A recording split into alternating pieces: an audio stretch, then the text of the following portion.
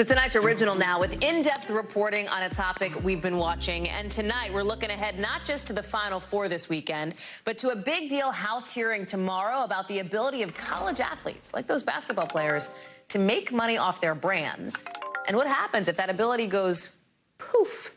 If the U.S. ends up banning one of the platforms most often used by those athletes. There's this development of the ability to make that money in the first place. That was only allowed a couple of years ago. You've heard it called name, image, likeness, or NIL rights. And when the doors opened, a lot of those athletes walked through it, right to TikTok, where some of them have gone viral, meaning big money. But if the U.S. moves forward with a TikTok ban, those athletes could have a lot to lose. NBC News correspondent Sam Brock has more.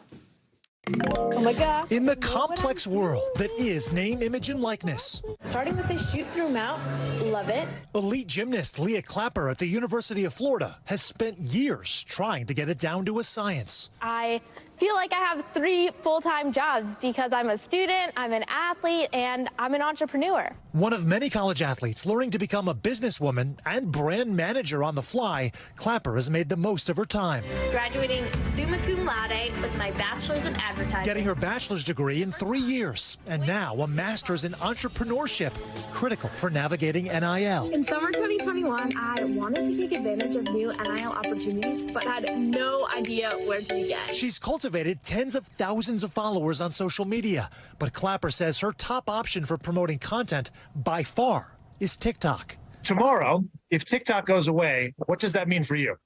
That means I could lose a huge portion of my audience. Approximately half of my NIL revenue comes from TikTok. This begs the question, what's the bottom line for athletes who use platforms like TikTok to get sponsorships if the federal government does take action?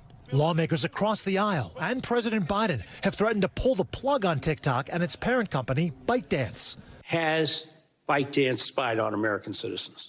I don't think that spying is the right way to describe it. TikTok has more than 150 million users domestically, with concerns centered around both privacy and national security. But Michael McCann with the University of New Hampshire Law School says athletes might have a legal case to make when it comes to a potential ban on TikTok and protected forms of free speech. Some may see TikTok as their primary way of delivering content, and for them, a ban would be at a minimum disruptive and maybe cost them some real money. Speaking of big bucks, it's different for every athlete.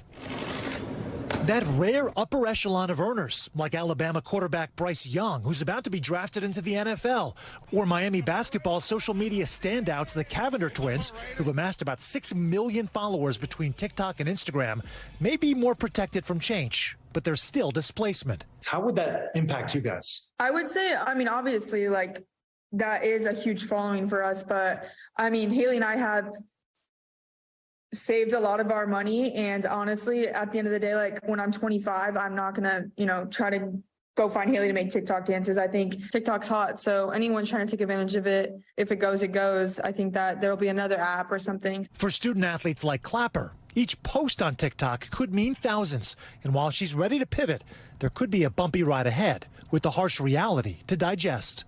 All of these creators that are making their livelihoods from TikTok are kind of left in the dust if they haven't built up followings on other platforms. And it really goes to show that you don't own your audience on social media. The social media platforms do. It's a great point. Sam Brock is joining us now. I'm so fascinated by this dynamic, Sam, and about something that you referenced with somebody in that piece, the idea of legal action, right? Could they sue if TikTok does end up banned? And by the way, that's not a done deal. I'm in Washington. That is certainly far from a lock here. But how does that play out legally if that were to happen? It is. If you read the tea leaves right now, Hallie, there's no question that both members of Congress and the president are certainly considering taking this kind of action. And, will past be prologue? Because during the Trump administration, he did try to ban TikTok. Right. It didn't work. It was thrown out in court. The influencers and the company itself sued.